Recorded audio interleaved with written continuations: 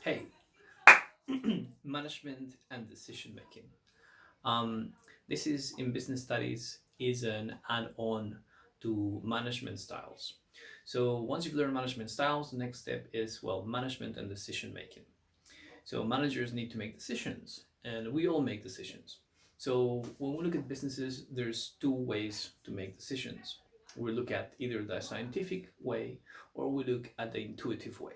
So we'll start with the scientific way. So scientific decision making, that encompasses a process. It's a six-stage process. And I use the acronym SCAMMER.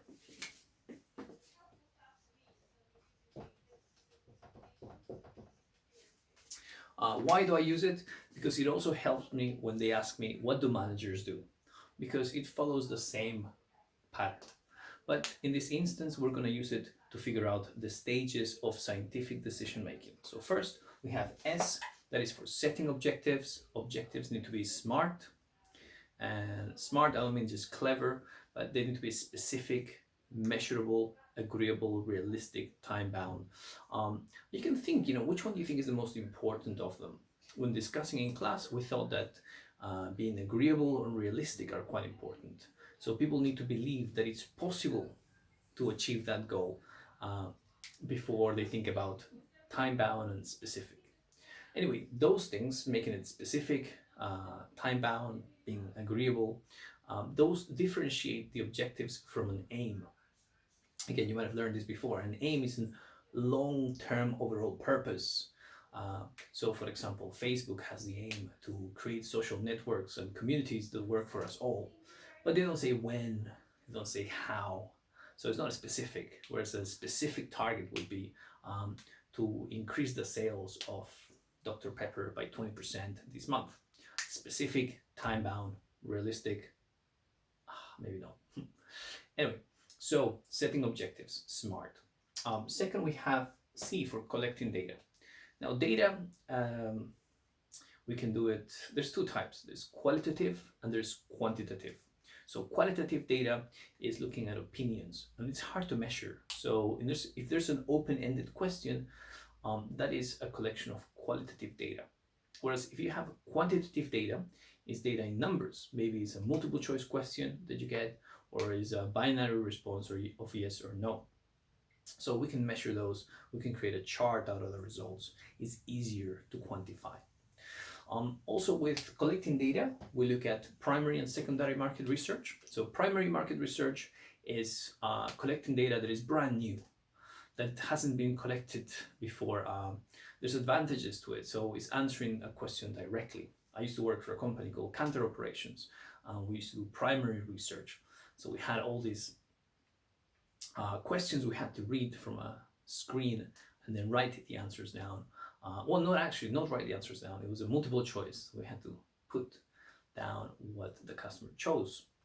So that's a collection of primary research. Now, secondary research is taking data that is already available. So someone must have researched it at some point in the past, and we're using that data. The advantages of it is cheaper. It could be cheaper. It requires less time, less manpower, and that's secondary market research. We have A for analyzing data. Throughout your course, you would have had to analyze data. There's different forms. So, for example, you might have learned PED. That's a way of analyzing data. So if it's positive, you see that it's a if it's more than one, is elastic. If it's less than one, is inelastic. Ignoring the symbol. So if it's more than one, it's elastic. We know that there's a strong relationship between price and quantity. So a small change in price creates a big change in the quantity. So that's a way of analyzing data, or income elasticity of demand. So we have, again, depending on income, if income increases and the quantity demanded increases, this is normal good. If the quantity demanded increases more than proportionate to the income, then it's a luxury. If there's no relationship to the change in income, then we know that it's a necessity. On the other hand, if people buy less of it, if the income increases, then it's an inferior good. So those are the things, the ways of analyzing data. You might use models to analyze data, like the Blake-Mouton or the Tannenbaum-Schmidt continuum. So those are ways of analyzing data. Then once we've analyzed the data, we make a decision, which course are we going to take, and there'll be a foregone option. There'll be an opportunity cost.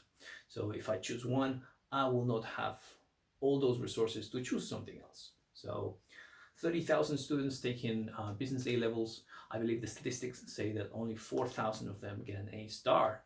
That's like 1, 2%, 1 point something percent. So we all have the same amount of time a day, 24 hours. How we use it is up to us. But if we use it on something, we're not going to be able to use it on something else. So when we make a decision, there is an opportunity cost, and we got to take that into account. What else we could have done? So we implement those decisions. Again, management styles. How would you implement the decision? Are you going to tell someone what to do? Are you going to sell the idea in a paternalistic form? Or maybe you're going to consult. You're going to take their opinions on board to make a final decision.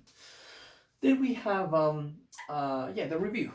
So you've done it all. You decided, yes, let's increase the price because we figured out it's inelastic. And then you realize that by doing so, actually, you didn't think of the pandemic happening. So it was actually a bad idea. So you might review that decision and start again. So that is the scientific decision-making process. And within that, we can also look at decision trees. With decision trees, we have things like our net gain, and we have expected value, and we have, I guess, the possibilities. Let me give you an example, right? So we go to a casino, and I decide to go play, I don't know, blackjack. So and to enter the casino, I need to pay, I don't know, £20 to go.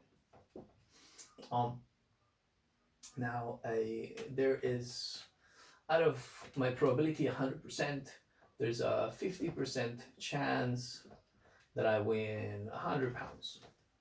There is a 30% chance that I lose £50. And what do we have left? 20%. It's a 20% chance that I lose only £10. So those are my odds. So I can calculate my expected value by multiplying 100 times 50%. So 100 times 0.5. Let's make sure we have it right. So we have £50 in this option. £50. Okay. The second option is I might lose £50, and there's a 30% chance of that. So £50 times 0.3 gives me 15. But this is minus 15. And then here we have, there's a 20% chance I lose £10. So £10 times 0.20, it's, I lose £2. So whenever I go to the casino and I spend £20 on the entrance, what will happen is sometimes 50% of the time I might win £50, whereas 50% of the time I will win £100. 30% of the time I will lose £50. 20% of the time I will lose £10. So what happens on average? On average, we calculate that if we add up, so £50 minus 15 minus 2, on average, I will make a positive £33 there when I go to play blackjack. And I gotta deduct the entrance. So that result, 33 minus £20, we got 13 pounds. So in this scenario, my expected value is £33. Now taking into account the cost of that project, in this case, I guess the entrance to the casino as an example, I'll get a net gain of £13 if I go through this project. And again, net gain, that's the overall result. Once you take into account the costs, the expected value is on average how much you will win. And that's a form of scientific decision making as well. Good. So what is the other one? The other one is intuitive decision making. So when we think about intuitive decision making, we're making decisions on a hunch. We're making decisions based on past experience. Why will we do that? Well, maybe we don't have enough time. So if I need to make a decision right now, well, I'm not going to be able to do as much research as I could otherwise. So I need to buy a plane ticket in the next hour. Wow. Okay. So I'm not going to be able to do much research. I'm just going to go with my gut instinct as I'm looking for things online. If I had more time, I might be able to do more research. I might be able to conduct some sort of scientific form of decision making. Advantages, disadvantages, well, depends on the experience of the person, but it has a higher level of risk when you make decisions that are based on a gut feeling, whereas scientific decision making reduces that. And that is it. Other than that, please answer the questions below. Have a great day.